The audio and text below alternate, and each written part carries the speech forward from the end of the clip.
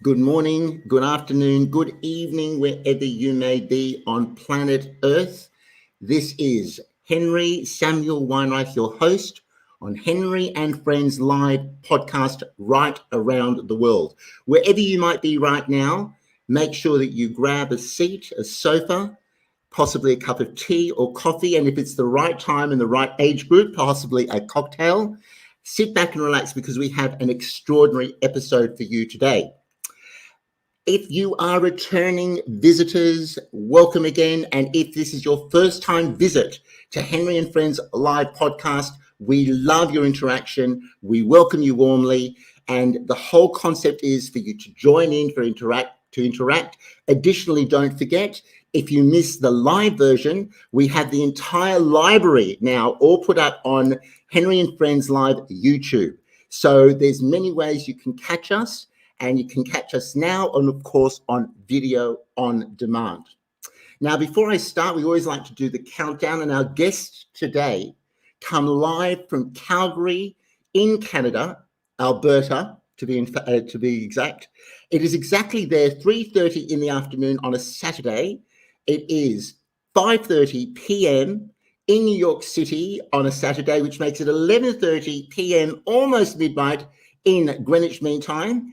And that makes it 7:30 a.m. on a Sunday in Tokyo.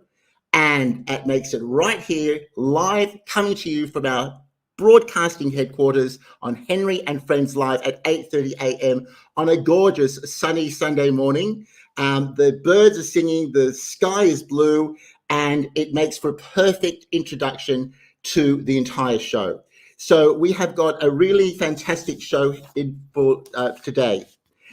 What I want to say is make sure you're comfortable because we are going to be starting the show in exactly, I'll tell you when, 5 seconds. Here we go.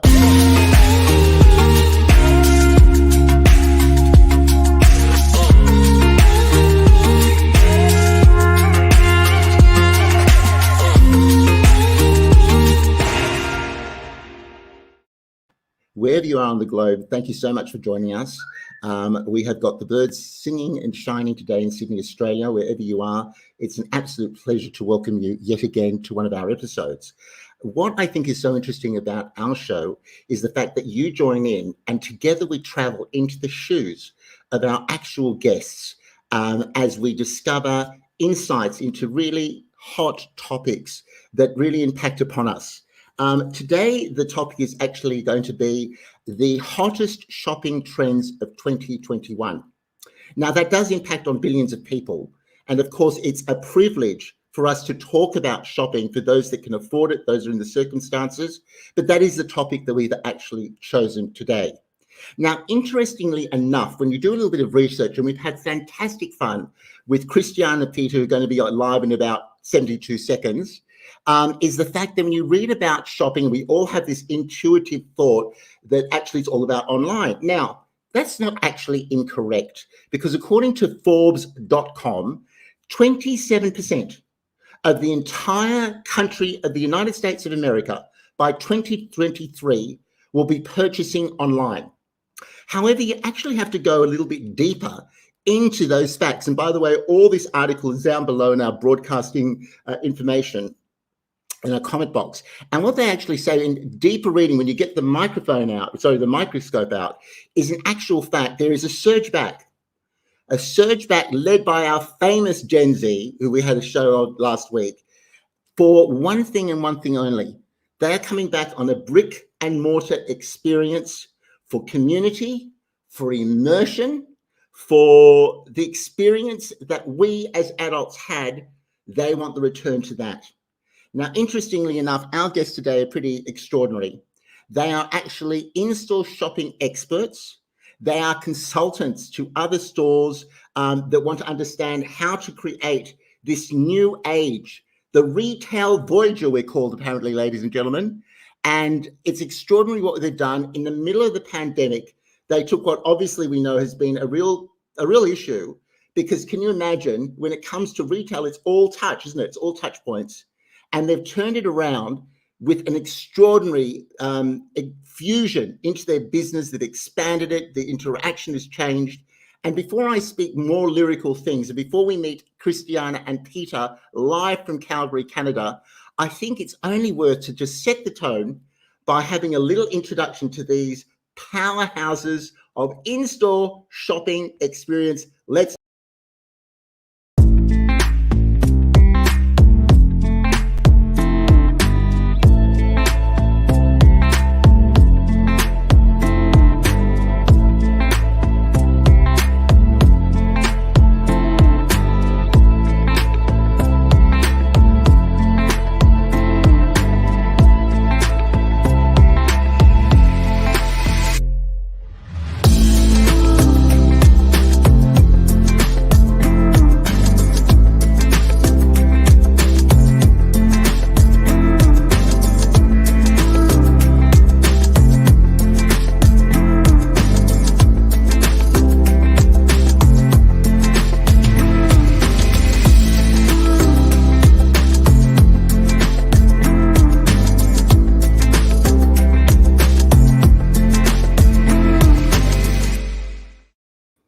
if that doesn't put you in the mood for really finding out a little bit more from these experts in Calgary, Canada, I think I'd be mistaken. Introducing, first of all, Kristiane. Welcome to the show, Kristiane. How are you? Fabulous, fabulous. How are you? Well, it's interesting because you told me in the green room, as we always do the traditional famous preparation, that you choose to be fabulous. What do you mean by that? I think that it's really important every day when you wake up to chat a little bit with yourself and dictate how your day is going to go. So my day is going to go fabulous. That's what I say to myself every morning. Well, I thank you very much for that positive concept. But do you stay positive? What's the degrees exactly right now in Calgary, Canada? It's raining, but it's normally snowing. So I feel like we've come out ahead. I love that. Talking about coming out ahead, here's another the person that you work with. Peter, hello. Hi, Henry. Hi, Kristiane. Hello. I tell you what, you've got the perfect backdrop. I was talking about off air that I really have to do something. I've got backdrop envy at the moment. Amazing. So Peter, you also obviously work in conjunction with Kristiane. And what is your outlook? Before we started this show, there's a lot of stores closed. There's a lot of depression when it comes to retail. What was it like for you when the pandemic started for you and Kristiane? And what was your attitude? How did you approach what obviously has become a shrinking market in many ways? Well, I think it was safety first for our friends and our staff.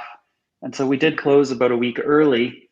And then we had some meetings, and about a week into it, we looked at each other and went down to our operation, which is a 14,000 square foot building, and started to do a massive renovation.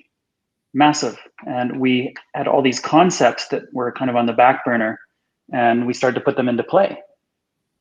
Can I ask both of you? I mean, a massive renovation when you didn't even know how we were going to come out of this pandemic. We'll get into the details of your business in a moment. That's all totally touching. Your whole business is reliant on, foot traffic and also the retail experience.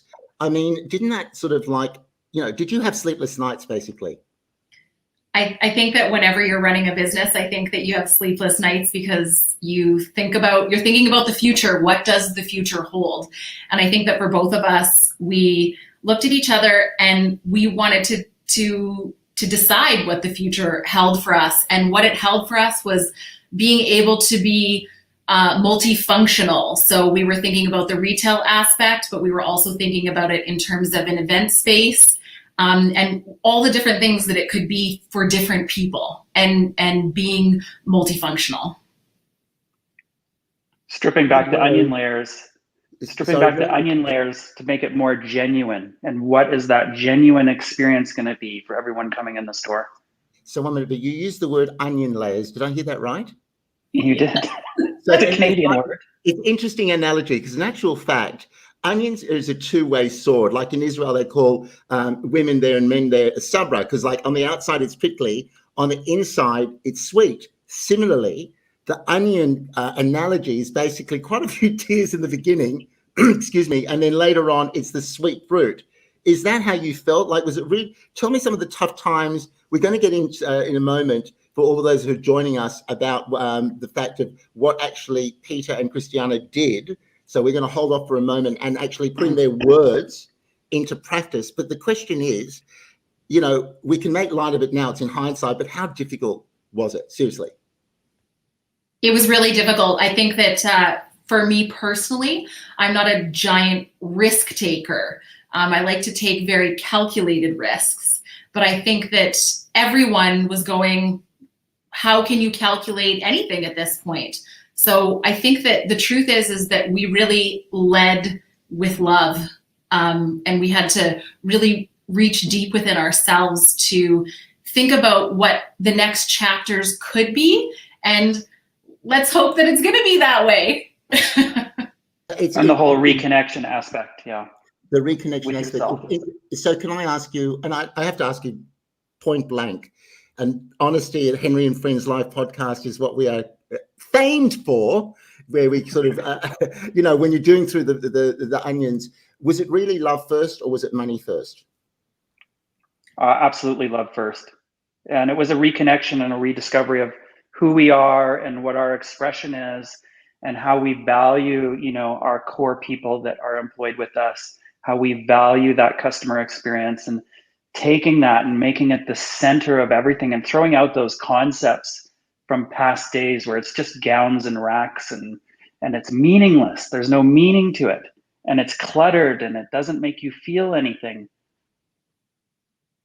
It's interesting because I think, if anything, we've really sort of, I think people are gun shy, aren't they? They're shy of too many crowds, insincerity, you know, face value. And I suppose you lead the way, because let's get real. And we've discussed this over the week while we've been, you know, conscientiously preparing this interview. Is you're really ruled by the consumer. It's almost like they call them the retail Voyager. And so really your business is contingent on the stroke of the keyboard instantly with regard to reviews. So how brutal is it out there, guys?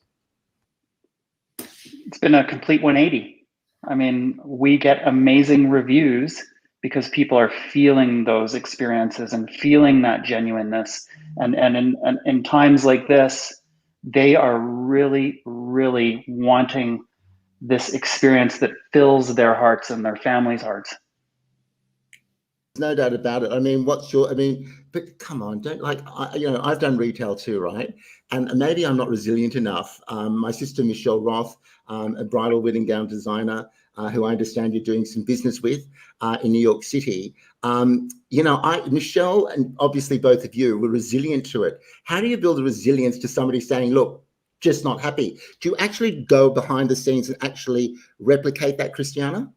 Yeah, I mean, I think that one of the most important things to remember about reviews is, at first people started to look at them in a negative light, like, oh my gosh, our business is being reviewed by the customer. But I think that Peter and I went and looked at it like it was instant feedback into how we're doing and what we're doing. So how can we be awesome at what we are doing so that we are getting, you know, great feedback instantly from customers? You have to turn around the situation to look at it from the customer's point of view too, right? I think that we've all been out in a retail aspect or a restaurant aspect, and, you know, no one wants to purposely be negative. And I think that from that point of view, we go, how can we be awesome? What can we do to make this amazing for a customer?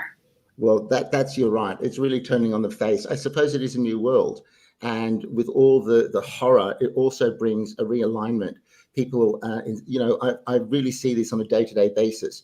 People are just, in a way, friendlier on the streets. People are a little bit more, they just, you know, a friend of mine in Newcastle, Donna Harris, who I actually studied law with, she said, you know what, I'm just going to do what I want to do. I just forget the facades. Not that she was a facade person to start with, very down to earth. We studied together. That's a whole other episode. But the point was, you're right. You have to take this not as a negative, but you have to take it as a positive. And I think that's really, really interesting. Something I think we can all learn, because we are often defensive. I'm just going to take you back to the off screen for a moment, because this next show, you, ladies and gentlemen, that is you, Kristiane, you, Peter, and all of us joining from around the globe. This is going to be the first time we have done an actual women's panel, and it's going to be called Hot Chicks. No, it's going to be called Hot Topics. Let me get that right. So we're having for the very first time a panel that we are actually going to be talking about what's happened in 2021, the things that are positive. We're going to talk about sustainability. We're going to talk about, food conservation. We're going to talk about the surge back to hairdressers. We're definitely going to be talking about consumerism. So I really want you to join us next weekend. We have in Miami, Florida, the gorgeous Hannah Littman. We are going to have from the fabulous, sparkling city of Sydney, Australia, the gorgeous Ballina G, our property expert. And we're going to have from Melbourne, Victoria, the fabulous fashion expert, Lucy Larita. That's all going to be sitting on our ladies panel, and we're going to be chit-chatting. It's going to be quite extraordinary. But before I chit-chat anymore, I'd really like to just bring you back to Kristiane and Peter. It is now almost 14 minutes more to the end of this show. Thank you so much for your comments and your interactions. The most important thing is so far we've learned for all of you that have just hopped in and joining us, or you're just now downloading the show, that it's about integrity, it's about sincerity. When it comes to retail, the retail Voyager can smell you out a mile. They are in the consumer seat. They direct and they really ensure the face, if you like, of the retail experience. But if you really want to see what Kristiane and Peter have done in their multi-experience in-store extravaganza, I think that sometimes picture tells 1,000 words. We're going to be back with our special guest from Calgary, Canada, live coming in to our studio. But here and now, sit back, relax, because this is going to blow you out of your seats. Buckle up.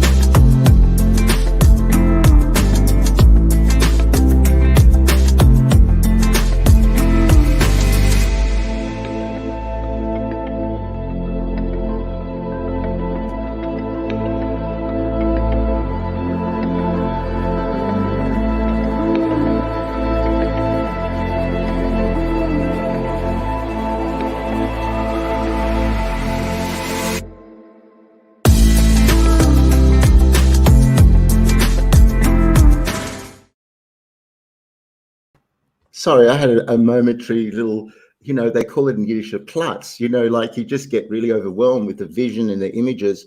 And before I come on, some really interesting comments. One from Jeffrey Alvin. So I told my guests that in actual fact, it's not a show without Jeffrey, without Lucy from Melbourne. Jeffrey's in New Jersey. My sister Michelle Roth is here from New York. Rubina in London, and many other fantastic guests that we have here. Audience as well, just Tanya Graham in rural Victoria, Donna Harris, as I told you, from Newcastle, Nadine Jones from the Northern Territory, Anthony Roberto, when I did Project Runway Australia, and lots of other viewers that are now new for us that are coming in. But this has to be, I'm going to pop my guest back on because, as I told you, Jeffrey's in the house, and it's as follows.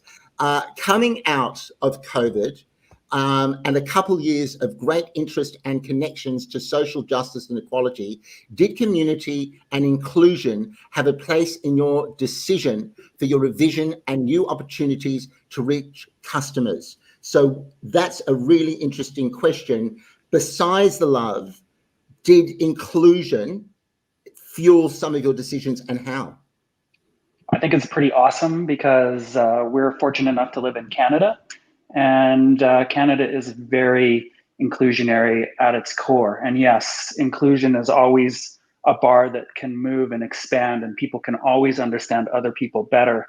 On the pathway to love, which is part of our industry. So yeah, that's how we feel about it. Inclusion's always been integral. The fact, because I visited, Canada, And I just, I know you probably, it's par and course, but to me, and responding to Jeffrey from the host perspective, my perspective, when you have a country that encourages two languages to be spoken to start with, competing languages, by the way. It's really interesting, and I mean, you're right. I mean, when you see the video, it's everybody included. What about body types? What's your view?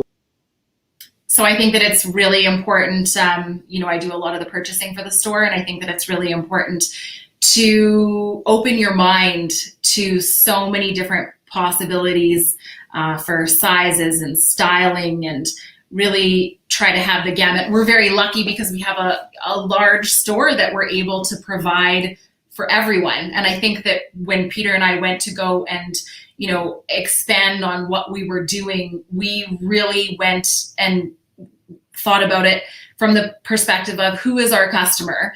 And our customer is literally everyone.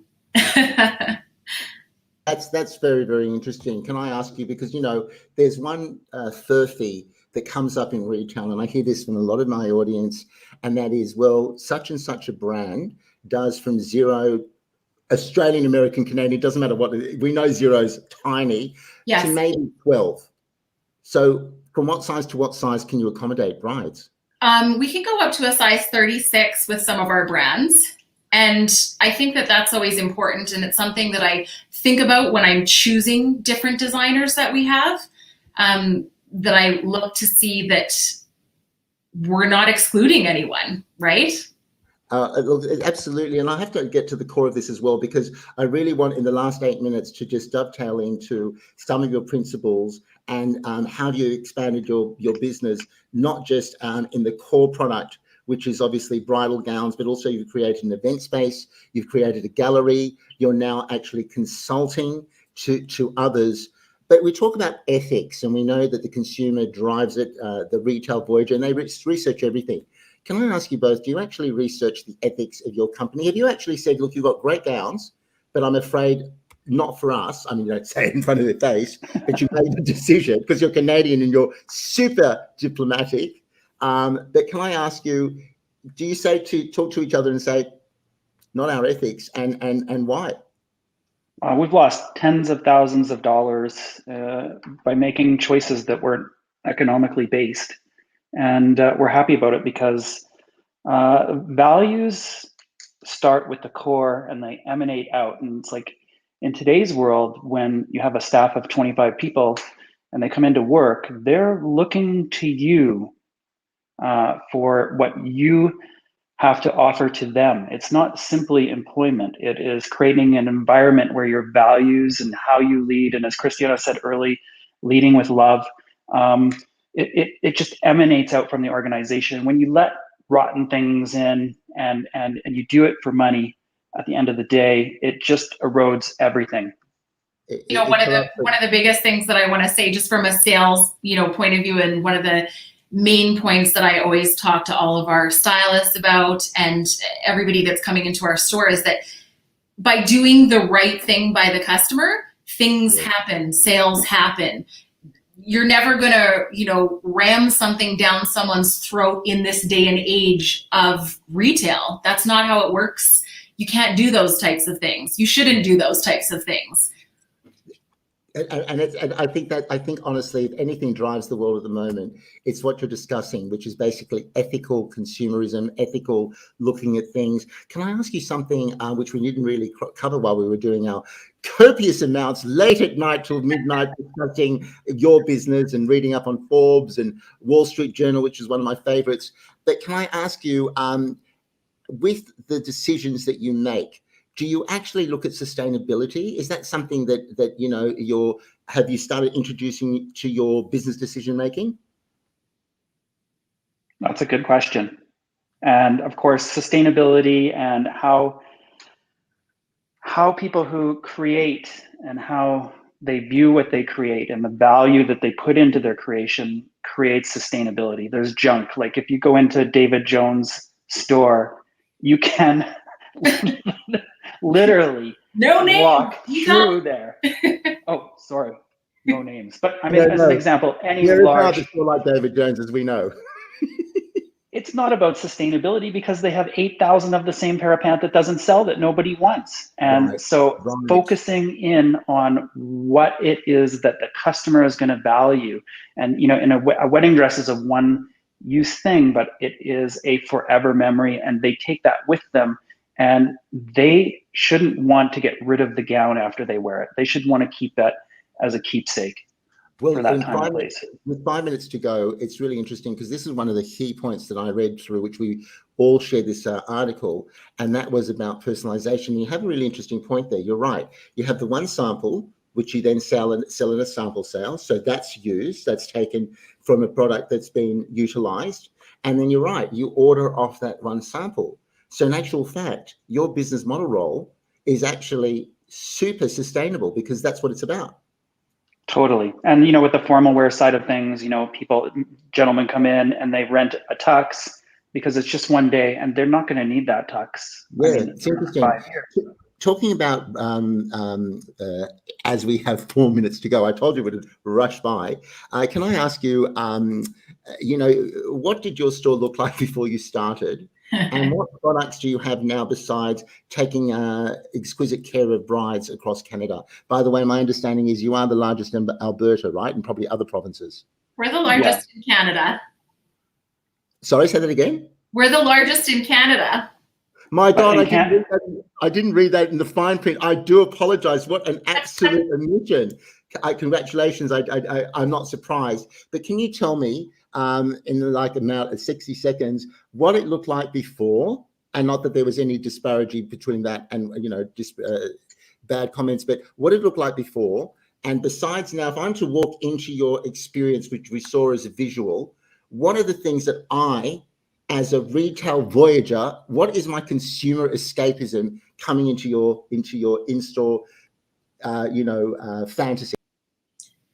Well, I think that we thought a lot about this when we were going to create a beautiful, glamorous world for our customers. I think that that's where we were headed. So we did the bones of the business, which is always the heart of the business, which is the people, the merchandise that you have, and then creating a space where it was totally different and unique from other places. I didn't want it to be, cookie cutter. I think that people want to be wowed when they walk into a space. So that's where we kind of led with renovating the space. Lots of surprises in every corner. I mean, we took the opportunity to get rid of all retail racking, to get rid of the conventions of what you see in a retail bridal store or any retail for that matter. And we looked at the space as a whole and turned it into where there's a surprise around every corner that just blows people away. Well, it's interesting because you sent me a mind-blowing image as we were going through the archives of this interview. And I'll tell you one that really sticks with me. Maybe it has nightmare connotations as well, but the one we call them dummies in Australia, but mannequins, right? And this poor mannequin that didn't quite make the grade, and you're both there taking pictographs and selfies with this mannequin, but it represented really from the soul out, just for all our viewers that have to understand the experiences there. There's gallery openings, there's event spaces, there's the largest store in Canada, which is a huge accolade. There is bridal experiences par excellence. You actually ask your bride to put a fee in where they get gifts afterwards. It's serious experience. You can't look after tire kickers. Out of all of those things, and the tux, which of course is of great interest to me, as I don't wear frocks at the moment. My fluidity is not as fluid as others. And don't forget the in-store runway, Henry. The in-store runway. How can I forget? 120 theater. You just went right by that. You know what? I am remiss in some of my interviewing, and that is right. The runway, and also, do you still make because we were laughing about this off air? Do you still make the quadruple macchiatos? If needed. I'm going to actually invite you off screen for a moment because we're actually rounding up. We're actually 10 seconds past our advertised show. And don't forget, next weekend, we have hot topics with our female panel from Miami, Melbourne, and Sydney. But I'm going to ask my guests to come back on And if there is one thing that they could leave us with, as far as advice on how to approach the world, how to approach life in general, I'm going to invite Peter on first. Peter, thinking, what's your, that looks like a really famous Italian statue, by the way, somewhere in the Milan or Spagna. Can you tell me the things that you'd like to leave our audience in a few words? What's the experience of life that you'd like to leave us with today? I think this is a very easy one to say and harder to do, is to, elevate, to really connect with yourself. And, regardless of retail and transforming this concept into something which is like really groundbreaking, it's the concept of hitting it out of the ballpark, no matter what field you're in, no matter what you're doing, and really connecting with the topic and really just connecting and just hitting it out of the ballpark, no matter what you do. That would be be authentic. So that's the penultimate word from Peter. Thank you very much. And now we're going to have the ultimate word, because ladies are always the ones that we adhere to. But of course, you work so well as a team. What would you say is your number one life experience with what you've been doing? What advice can you leave us with? Well, I put it in a neon art sign in the store. Love made me do it. Love is what ultimately is guiding my every intention in my day. Peter's taking that in, going, good. That's a good. And it's true, because you live by authenticity. May we all thank you wholeheartedly. You've come live from Calgary, Canada, the largest event space for weddings, events, runway, men's tuxedos. You're consultants to stores. You're starting your consultancy as well. You have other expansion plans. You have exclusive bridal gowns.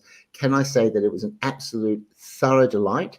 And I think you'll be really enjoying our hot topics for next weekend. A standing applause. Thank you. And to all our viewers, please don't forget that we actually have all the broadcasting information down on the comments block. If you want to then go into our archive of all the shows which we started 9 months ago at the end of January 2021, I welcome you and I invite you to go onto YouTube channel, Henry and Friends Live, where all our podcasts are captured, and we're also starting to be on various audio podcasts, which I can update you as well. As always, at 3 minutes past the hour, may I say this to all of you, it is our honor and pleasure to invite you and to welcome you every single weekend. Do connect with Peter and Kristiane on the bridalcenter.com. And if you want some real eye candy, then you go on to One Day EXP, at One Day EXP. And let me tell you something, if this blew you out of the water, you better make sure you sit tight and fast. Direct from our headquarters in Sydney, Australia.